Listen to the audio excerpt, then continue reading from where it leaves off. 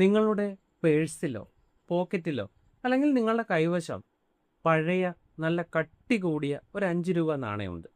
അതുണ്ടെങ്കിൽ അതൊന്നുകൂടി എടുത്തൊന്ന് സൂക്ഷിച്ച് നോക്കിക്കൊള്ളുക. പറയാനൊരു കാരണമുണ്ട്. അത് വെറും ഒരു 5 രൂപയല്ല. ഇന്ത്യയുടെ സാമ്പത്തിക ഭദ്രതയെപ്പോലും ഒരു കാലത്ത് വെല്ലുവിളിച്ച അന്താരാഷ്ട്ര അതിർത്തികൾ കടന്ന വലിയൊരു ക്രിമിനൽ മാഫിയയുടെ റോ മെറ്റീരിയൽ ആയിരുന്നു ആ ഒരു നാണയം. നമ്മുടെ കൈകളിൽ നിന്ന് ഈ സ്വർണ്ണ നിറമുള്ള കട്ടിയുള്ള നാണയങ്ങൾ പെട്ടെന്ന് അപ്രത്യക്ഷമായത് എന്തുകൊണ്ടാണ് എന്ന് നിങ്ങൾ എപ്പോഴെങ്കിലും ചിന്തിച്ചിട്ടുണ്ടോ? ബാങ്കുകൾ ഇത് പിൻവലിച്ചതാണോ? അതോ ആരെങ്കിലും അത് പൂഴ്ത്തിവെച്ചതാണോ? ഉത്തരം അല്ല എന്നാണ്. ഇതിൻ്റെ പിന്നിൽ നമ്മുടെ അയൽ രാജ്യമായിട്ടുള്ള ബംഗ്ലാദേശുമായി ബന്ധപ്പെട്ട വളരെ അതിശയിപ്പിക്കുന്ന ഒരു മെറ്റൽ മാഫിയയുടെ വലിയ കഥ തന്നെയുണ്ട്. ഒരു രാജ്യം മുഴുവൻ ഉപയോഗിച്ചിരുന്ന നാണയത്തിൻ്റെ രൂപം തന്നെ മാറ്റാൻ ഇന്ത്യൻ സർക്കാരിനെ പ്രേരിപ്പിച്ച ആ ഒരു വലിയ രഹസ്യം എന്താണ്? ഇന്ത്യയിലെ ഏറ്റവും വലിയ മെറ്റൽ സ്കാമിനെ കുറിച്ചുള്ള ആഴത്തിലുള്ള വിവരങ്ങളാണ് ഇന്നത്തെ വീഡിയോയിൽ ഉൾപ്പെടുത്തിയിരിക്കുന്നത്. സോ ഒട്ടും സമയം പാഴാക്കാതെ വീഡിയോയിലേക്ക് പോകാം.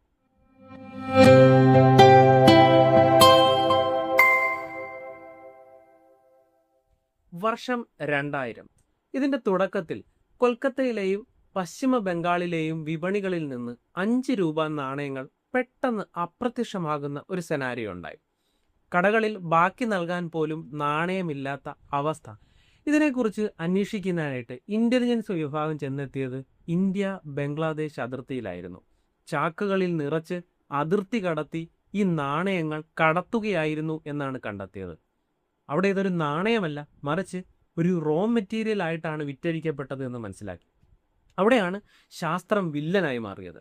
പഴയ 5 രൂപ നാണയങ്ങൾ നിർമ്മിച്ചിരുന്നത് കുപ്രോ നിക്കൽ എന്നൊരു സങ്കരം കൊണ്ടാണെന്ന് മനസ്സിലാക്കാം. ഇതിൽ 25% നിക്കലിൻ്റെ സാന്നിധ്യം ഈ ലോകത്തിന് അതിശയിപ്പിക്കുന്ന ചില ഗുണങ്ങൾ കൂടി നൽകുന്നുണ്ട്.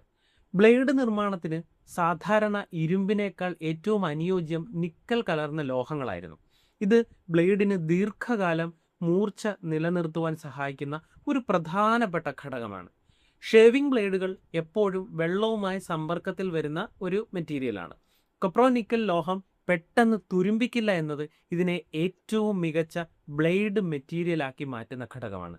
ഒരു 9 ഗ്രാം തൂക്കമുള്ള 5 രൂപ നാണയം ഉരുക്കി പാളികളാക്കിയാൽ അതിൽ നിന്ന് 6 ഷേവിംഗ് ബ്ലേഡ് വരെ നിർമ്മിക്കാൻ സാധിക്കും എന്നതായിരുന്നു ഫാക്ട്.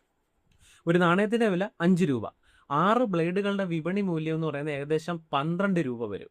അതായത് ഒരു 5 രൂപ നാണയം ബംഗ്ലാദേശിലെ ഒരു ആലയിലേക്ക് എത്തുമ്പോൾ അതിൻ്റെ മൂല്യം ഇരട്ടിയിലധികമായി മാറുന്നു എന്നാണ്.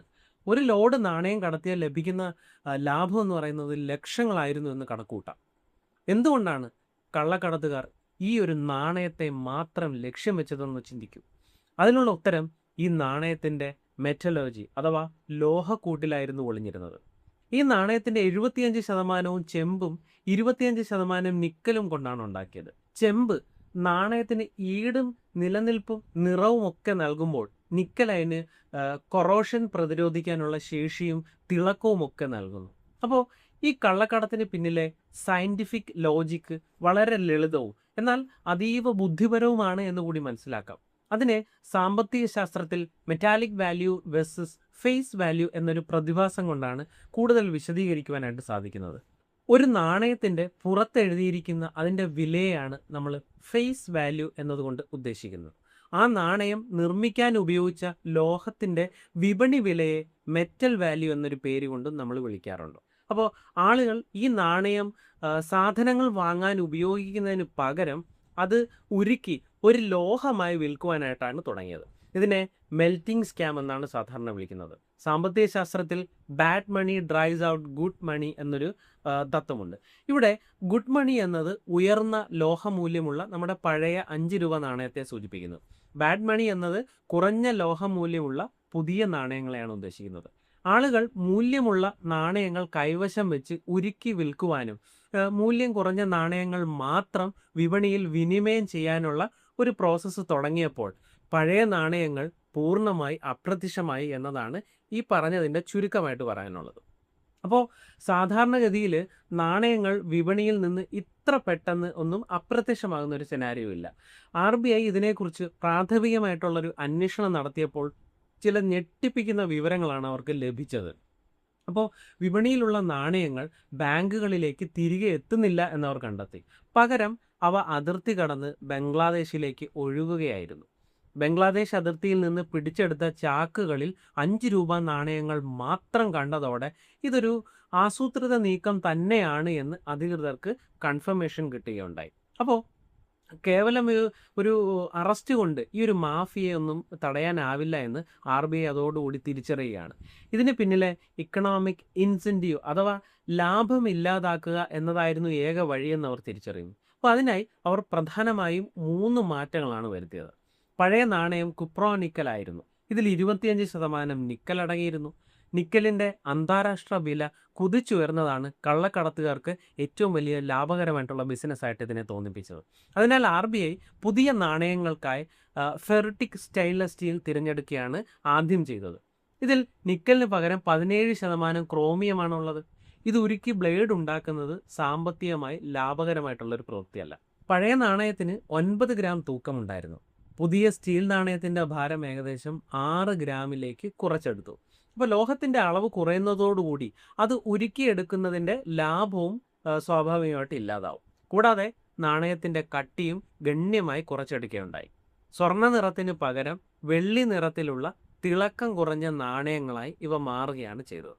ഇതോടെ പഴയ നാണയങ്ങളെ തിരിച്ചറിയാനും വിപണിയിൽ നിന്ന് വേഗം നീക്കം ചെയ്യാനും എളുപ്പമുള്ള ഒരു രീതിയിലേക്ക് എത്തി. ഈ മാറ്റങ്ങൾ ഇന്ത്യൻ വിപണിയിൽ വലിയ വലിയ ചലനങ്ങളൊക്കെ ഉണ്ടാക്കി.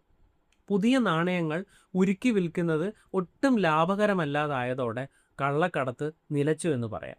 നാണയങ്ങൾ വിപണിയിൽ സുഗമമായി ചിലവാകുന്ന ആ ഒരു പഴയ പ്രോസസ്സിലേക്ക് വീണ്ടും എത്തി. രാജ്യം അതിൻ്റെ കറൻസി സംരക്ഷിക്കുന്നതിന് വേണ്ടി ശാസ്ത്രീയമായ രീതികൾ എങ്ങനെ ഉപയോഗിക്കണം എന്നുള്ളതിന് ഏറ്റവും വലിയൊരു ഉദാഹരണമായിട്ടാണ് ഈ സംഭവത്തെ കാണേണ്ടത്. ജനങ്ങൾക്ക് പുതിയ രൂപത്തിലുള്ള നാണയങ്ങളോട് പൊരുത്തപ്പെടുവാൻ സ്വാഭാവികമായിട്ടും കുറച്ച് സമയങ്ങളൊക്കെ എടുത്തു എന്നുണ്ടെങ്കിലും സാമ്പത്തിക സുരക്ഷ ഉറപ്പാക്കുവാൻ ഇത് വളരെ അനിവാര്യമുള്ളൊരു ഘടകമായിരുന്നു. പഴയ നാണയങ്ങളൊക്കെ ആളുകൾ സ്മാരകങ്ങളായി സൂക്ഷിക്കാൻ തുടങ്ങിയതോടുകൂടി അവ വിപണിയിൽ നിന്ന് പൂർണ്ണമായി അപ്രത്യക്ഷപ്പെടുന്ന ഒരു സിറ്റുവേഷനിലേക്കൊക്കെ എത്തി. അപ്പോൾ ഇന്ന് നമ്മൾ ഉപയോഗിക്കുന്ന 5 രൂപ നാണയങ്ങൾ വലിയ മെറ്റൽ സ്കാമിനെ ശാസ്ത്രം കൊണ്ട് തോൽപ്പിച്ചതിൻ്റെ ഒരു തെളിവായിട്ട് വേണം നമ്മൾ കാണാൻ. ചരിത്രം പരിശോധിച്ചാൽ ലോകമഹായുദ്ധകാലത്തും സമാനമായിട്ടുള്ള സംഭവങ്ങൾ നടന്നിട്ടുണ്ട് എന്ന് നമുക്ക് അറിയാനായിട്ട് സാധിക്കും. വെള്ളി നാണയങ്ങളുടെ മൂല്യം വർദ്ധിച്ചപ്പോൾ പല രാജ്യങ്ങളും ചെമ്പിലേക്കും നിക്കലിലേക്കും മാറിയിരുന്നൊരു സിറ്റുവേഷൻ ഉണ്ടായിരുന്നു. ഇന്ത്യയിൽ 2009 5 രൂപയുടെ ഈ ഒരു പുതിയ ഡിസൈനിലുള്ള സ്റ്റീൽ നാണയങ്ങളൊക്കെ വലിയ രീതിയിൽ പ്രചാരത്തിൽ വന്നത് എന്നും ഓർത്തു വെക്കേണ്ട ഒരു സംഗതിയായിട്ട് പറയുകയാണ്. അപ്പോൾ സുഹൃത്തുക്കളെ, അടുത്ത തവണ നിങ്ങളുടെ കയ്യിൽ ഒരു 5 രൂപ നാണയം വരുമ്പോൾ അത് വെറുമൊരു ചില്ലറ തുട്ടായി മാത്രം നിങ്ങളതിനെ കാണരുത്.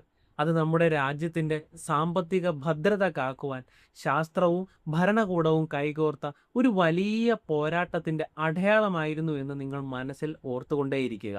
നമ്മുടെ കണ്ണിന് മുന്നിൽ തെളിയുന്ന കൊച്ചു കൊച്ചു കാര്യങ്ങൾ പോലും അതിൻ്റെ പിന്നിൽ പോലും ഒരു പക്ഷേ വലിയ ഒരു ക്രിമിനൽ മാഫിയയുടെ അല്ലെങ്കിൽ അതിശയിപ്പിക്കുന്ന തരത്തിലുള്ള എന്തെങ്കിലും ഒരു ശാസ്ത്ര തത്വത്തിൻ്റെയോ കഥ ഒളിഞ്ഞിരിപ്പുണ്ട് എന്ന് കൂടി മനസ്സിലാക്കാം.